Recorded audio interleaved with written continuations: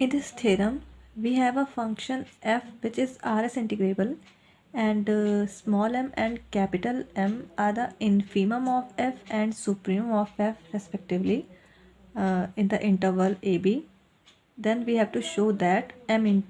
small m into gb minus ga, this is less than or equal to Rs integral of f relative to g over the interval ab. This is less than or equal to capital M into gb minus ga. इसके लिए हमने ये पहले एक theorem में prove किया हुआ है कि किसी भी पार्टीशन के लिए m into G B minus G A, this is less than equal to L P F G, this is less than equal to U P F G, and this is less than equal to capital m into G B minus G A होता है। ये property हमने previous एक theorem में prove की हुई है।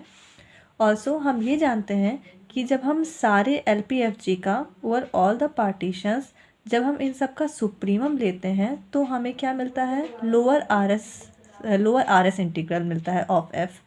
तो इसका मतलब है कि L P F G this is less और equal to lower R S integral of F, and since हमारा जो फंक्शन है वो आर एस इंटीग्रेबल है तो लोअर आर एस इंटीग्रल को हम इसके are S integral of F के इक्वल लिख सकते हैं। और हम ये जानते हैं कि जब हम सारे यू पी एफ जी का इन्फीमम लेते हैं तो हमें upper R S integral of F find होता है। तो जब हम हाँ, तो हम ये लिख सकते हैं कि upper R S integral of F this is less और equal to U P F G, and हम जानते हैं कि एफ हमारा क्या है, आर एस इंटीग्रेबल है, तो इसको हम R S integral of F से रिप्लेस कर सकते हैं, दिस इज़ लेस और equal to U P F G. अब फ्रॉम इक्वेशन 1, 2 एंड 3 हम ये लिख सकते हैं कि m small m into G B minus G A, this is less और equal to L P F G, and this is less और equal to R S integral of F relative to G over the interval A B, this is less than equal to U P F G, and this is less than और equal to capital M into G B minus G A. फिर हम direct इस line पे जो हमें prove करना था वो लाइन हमारी आ गई, and has our theorem is proved. Okay, इसके बाद ये हमारी एक कोरोलरी है, इसी थ्योरम की हेल्प से ये हमारी प्रूव हो जाएगी। तो इसमें क्या है कि f कोई आर एस इंटीग्रेबल फंक्शन है, then there exist a real number mu lying between small m and capital M, where small m is the infimum of f and capital M is the supremum of f over the interval ab, such that rs integral of f relative to g over the interval ab, this is equal to mu into gb minus ga। अभी हमने previous theorem में ये property prove की है। इसके बाद हम इसमें दो केस मान लेते हैं। फर्स्ट कि जो g है इसको हमें पहले कांस्टेंट फंक्शन मानते हैं, तो जब g एक कांस्टेंट फंक्शन होगा तो जी बी पर भी g की value at the point b and g की value at the point a दोनों सेम हो जाएगी, then G B minus G is equal to 0 हो जाएगा। तो यहाँ से हमारा क्या आ जाएगा, R S integral of F this is less than और equal to 0 and greater than और इक्वल टू 0। ये तो हम इसको क्या लिख सकते हैं, R S integral of F this is equal to 0, and ये भी 0 हो गया and G B minus G A 0 हो गया, तो this is equal to mu into this हम लिख सकते हैं। तो ये चीज़ ट्रू होगी for any real number mu. तो इस केस में हमारी if G is constant then ये चीज़ प्रूव हो गई। अब हम नेक्स्ट केस मानते हैं कि जी हमारा एक कांस्टेंट फंक्शन नहीं है, तो हम इक्वेशन 1 को किस तरह से ऐसे भी तो लिख सकते हैं ना, जी बी माइनस जी ए को जब हम इधर शिफ्ट करेंगे तो क्या हो जाएगा, m इज़ लेस देन और equal to R S integral of f upon G B minus G A, this is less than और इक्वल टू कैपिटल M। ये जी बी माइनस जी ए को मैंने इधर भेज दिया है, एंड इसको हम लोग म्यू मान लेते हैं। तो हमारे यहाँ से क्या हो गया, म्यू क्या हो गया, ये चीज़ म्यू हो गई, तो म्यू m और m के बीच में लाई करने लगा, m इज़ लेस देन और equal to mu and this is less than और इक्वल टू कैपिटल M। फिर तो हम यहाँ से क्या लिख सकते हैं, ये चीज़ हमारी म्यू है, यहाँ से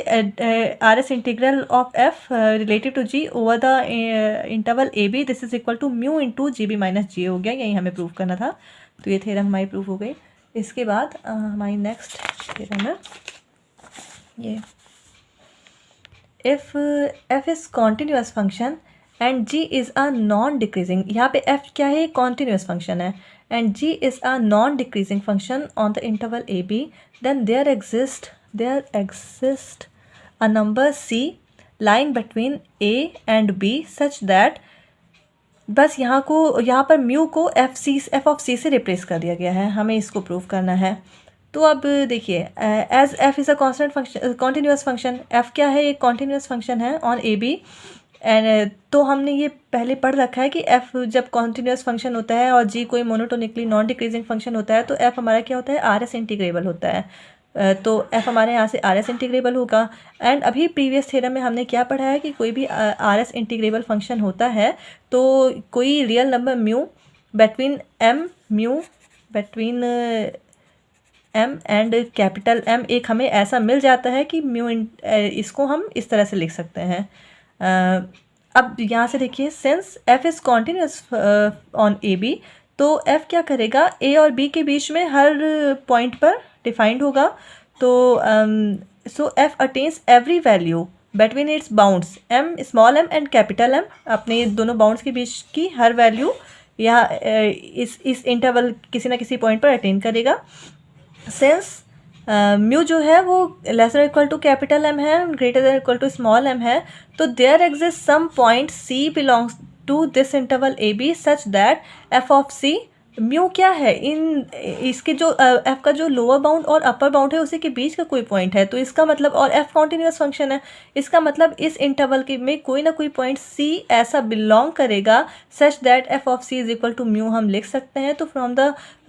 इसको हम इक्वेशन नंबर 1 कर देते हैं। तो फ्रॉम इक्वेशन 1 यूजिंग